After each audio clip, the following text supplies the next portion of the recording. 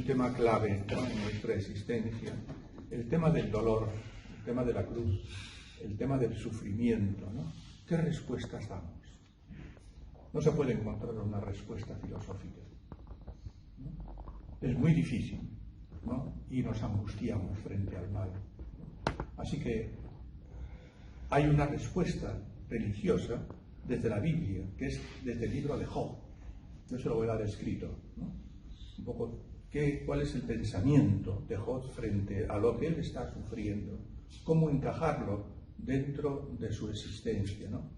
Hay una frase de Juan Pablo II que dice así: el sufrimiento es una actitud pasiva o activa frente a un mal, o mejor, frente a la ausencia de un bien que se debiera tener. El hombre sufre a causa del mal, que es una cierta falta, limitación o distorsión del bien. Se puede decir que el hombre sufre a causa de un bien del que él no participa. Es para pensarlo, ¿no? ¿Cómo se ve o cómo la Biblia encara el tema del sufrimiento? Fíjense que le decía que desde el punto de vista filosófico no hay una respuesta que convenza. Se pueden dar muchas teorías, muchas tesis, muchas lucubraciones, ¿no? El ser humano busca dar una razón y un sentido a lo que le está pasando, a nuestra existencia, a la realidad que nos circunda, y se encuentra con el problema del dolor.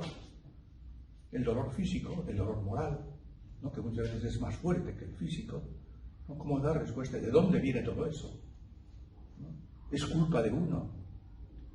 Los judíos echaban la culpa muchas veces de la enfermedad a sus antepasados, ¿no? Jesús rompe con todo eso, ¿no? Y cada uno tiene que hacerse responsable de su propia realidad, de su propia libertad. Y son todos interrogantes que uno tiene que hacerse, ¿no? ¿Por qué existe el mal? Queda como un enigma, ¿no?, que se vuelve un auténtico problema cuando se admite la existencia de Dios. Aquel que no cree en Dios, bueno, total, qué sé yo, a la nada todo, ¿no? Pero si yo creo en la existencia de Dios, ¿cómo resuelvo ese problema? Dios quiere eso, Dios acepta eso, Dios permite eso. Son todos interrogantes que uno se hace, ¿no? Y que yo les digo con total sinceridad, yo no tengo la respuesta tampoco, ¿no? Creo que la respuesta tenemos que darla a cada uno, ¿no? Vamos a, luego diré alguna otra palabrita, Jesús frente a la cruz, ¿no? Si Dios existe, ¿dónde viene el mal? No puede venir de él, porque todo aquello que existe es de suyo bueno, pero es solo producto del mal uso del hombre que hace de su libertad, de su libre albedrío, lo moral. Y Dios tolera este mal porque respeta la libertad y el albedrío del ser humano. Dios respeta la libertad. Es otro interrogante que es para hacernos, ¿no? Dolor, sufrimiento, mal llamado físico, son consecuencias como expiación del mal moral. Y Dios, aun siendo infinitamente bueno, omnipotente, no lo elimina porque es justo. Esta es la respuesta más clásica que da la teodicea, que da la filosofía. Esta, sin embargo, no explica verdaderamente el dolor del inocente, ¿no? ¿Por qué el inocente sufre? En conclusión, el mal permanece sustancialmente ininteligible, utilizando las categorías de la racionalidad humana, y la única respuesta para una filosofía verdaderamente racionalista es aquella que admite que tal razón supera las limitaciones de la razón humana y por ello se abre hacia la aceptación de la racionalidad divina. Es todo un interrogante, ¿no?, mirado desde la mirada de Dios, ¿no? La tesis que dolor y sufrimiento humano son explicaciones del mal moral es explícitamente rechazada por Jesús. ¿Por qué? Porque él mismo sufrió, ¿no?, porque él mismo asumió su propia realidad y porque él mismo curaba a los enfermos. Si es algo querido por Dios, ¿cómo iba a estar en contra de su Padre Dios? Es algo inútil, es algo irracional. Entonces, ¿dónde encontrar esa respuesta? ¿Dónde encontrar el sentido de todo eso? No es fácil, ¿eh? No es fácil. Por otro lado, libremente ha aceptado por sí mismo el dolor, el sufrimiento y la muerte, mostrando así concretamente que también Dios puede sufrir. Que también Dios puede sufrir. El hecho es que Jesús, como Dios hecho hombre, sufrió. Pero, aquí viene, su resurrección muestra al mismo tiempo la omnipotencia de Dios, ofreciendo una respuesta no conceptual, que no podemos descubrirla, sino concreta a la compatibilidad del dolor y omnipotencia divina. El hombre es invitado a combatir junto a Dios, a compartir, si quiere, ¿no?, el dolor, el sufrimiento, mediante obras efectivas. Fíjense, la comprensión o la compensación del mal consiste, en última instancia, aunque parezca mentira, en el perdón. Cuando recibimos un mal de alguien, hay una agresividad enseguida hacia el otro. O el perdón hacia uno mismo, o el perdón hacia Dios, porque culpabilizamos a Dios. Dios no tiene nada que ver, pero lo culpabilizamos con una forma, como una respuesta nuestra, ¿no? Por eso la compensación del mal consiste en el perdón, pero rompe su espiral externa mientras el arrepentimiento repara la herida interna que la culpa inflige en el ánimo de aquel que la comete, ¿no? Bien, hay muchas cosas sobre pregunta. Deseo saber el porqué de la injusticia, del dolor, de la enfermedad. Es la pregunta que todo el mundo se hace, o todo el mundo nos hacemos, ¿no? Entiendo que debemos ser pacientes, aceptar la voluntad de Dios, ya que Él es el único que tiene las respuestas. No obstante, al ver la realidad que enfrentamos en la vida diaria, ¿cómo no perdernos en este camino? En síntesis, sería esto.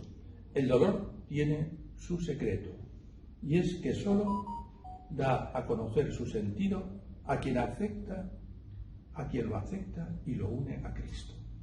Es la respuesta cristiana. Si no, no hay otra respuesta. Por eso dice el Papa, Cristo no responde directamente ni en abstracto a esta pregunta humana sobre el sentido del sufrimiento. El hombre percibe su respuesta salvífica a medida que él mismo se convierte en partícipe de los sufrimientos de Cristo, cuando unimos nuestra cruz a la cruz de Jesús. La respuesta que llega mediante esta participación es una llamada: sígueme, ven, toma parte de tu sufrimiento en esta obra de salvación del mundo que se realiza a través de mi sufrimiento, por medio de mi cruz. Por eso, ante el enigma del dolor, los cristianos podemos decir una palabra: hágase, Señor, según tu voluntad. O como Jesús: Padre mío, si es posible, pase de mí este cáliz. A todos los que nos preguntan ¿por qué? ¿Por qué sufrir? ¿Qué sentido tiene? No podemos darle otra respuesta que invitarlos a que obren, que abran sus corazones a la cruz de Cristo, que recibiéndola con paciencia la escuchen junto a ella. No hay sordo que no haya escuchado la respuesta, ni ciego que no haya vislumbrado un poco de claridad. A esta pregunta Dios quita toda palabra de los hombres y se reserva a Él la respuesta última, que es la que vamos a ver en el libro de Job. Yo el otro día, ¿no?, en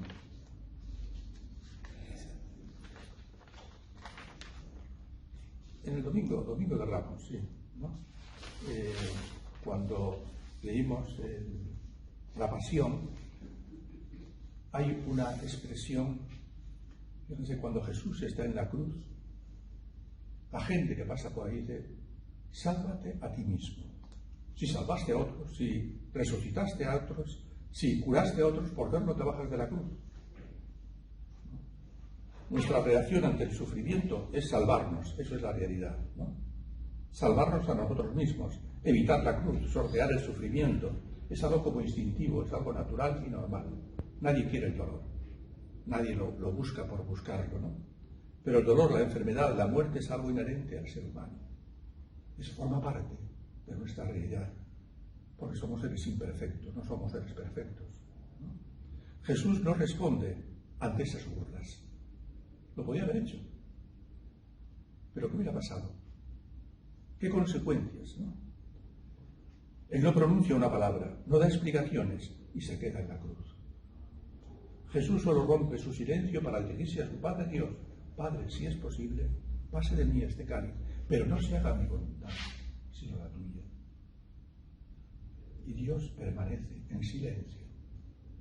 Aquí está el gran misterio, que ante el sufrimiento muchas veces Dios acudimos a Él y que escuchamos silencio. Sin embargo, Dios no es ajeno al sufrimiento. Jesús curó, sanó, alivió el dolor, pero Dios calla, sufre con nosotros la oscuridad y la muerte.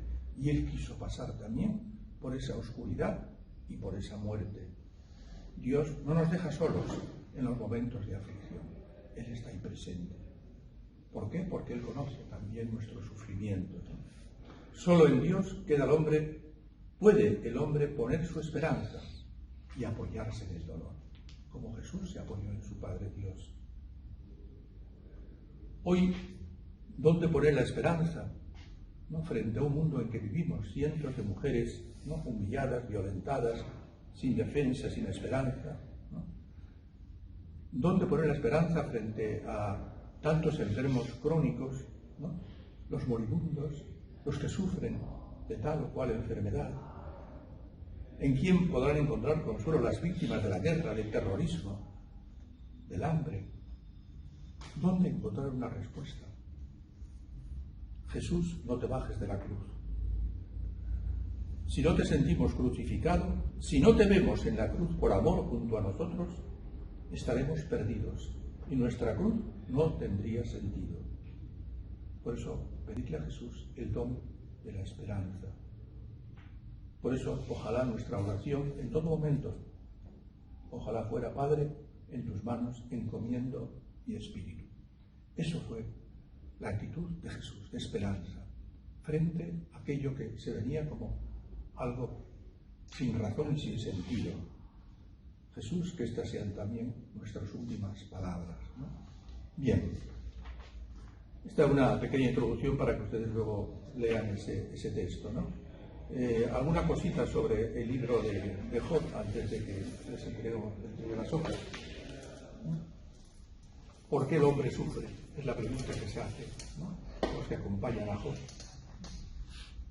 Su figura bíblica es la versión más impresionante donde se encarna el sufrimiento físico, moral y religioso.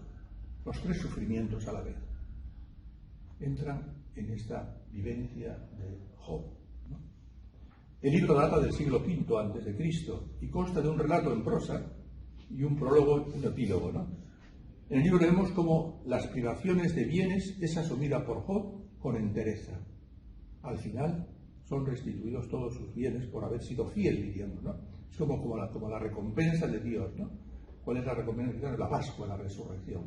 Habrá que pasar por la cruz, pero el sentido último tenemos que verlo no en el dolor, sino en la Pascua, en la plenitud, en la resurrección.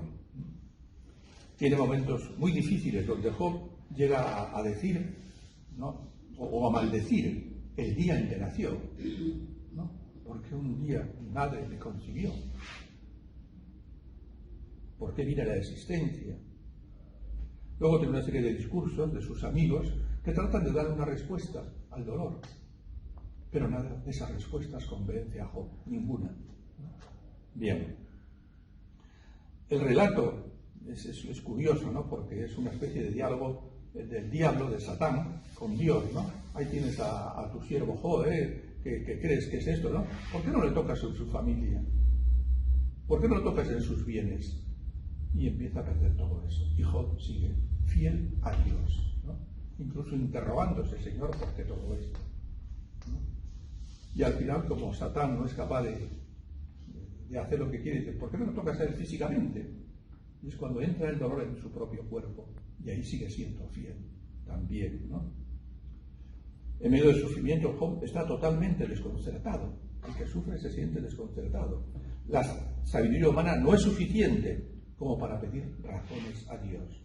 ¿Por qué me pasa esto? Ese es el gran interrogante. ¿Por qué me pasa esto? Entonces pedimos explicaciones, ¿no?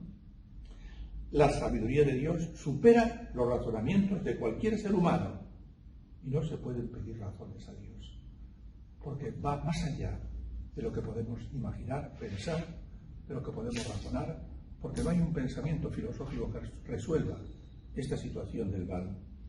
El sufrimiento humano no está necesariamente ligada a un pecado, como suponían en tiempos de Jesús, ¿no? Jesús rompe con todo eso, ¿no? Cuando los justos sufren, su padecimiento no es un castigo por algún pecado. El libro de Job nos invita a ver un poco más allá de las cosas. Al justo probado que se lamenta con su Padre obteniendo la gloria de la resurrección para sí y para la humanidad pecadora, que a él se acoge. En última instancia, Job piensa en la resurrección y tiene fe en la resurrección, en que un día el Señor sabrá por qué y un día él podrá entender el por qué. Quizá no acá, pero un día podrá dar sentido a todo eso. Eso es lo que le lleva a dar sentido a su vida. Yo le voy a dar unas hojitas, ¿no? Ahí tienen café, pueden tomar café, pueden salir al patio, pueden leerlas tranquilamente, ¿no? Y luego nos encontramos aquí dentro de, pues, son las 5, a las 6, si les parece.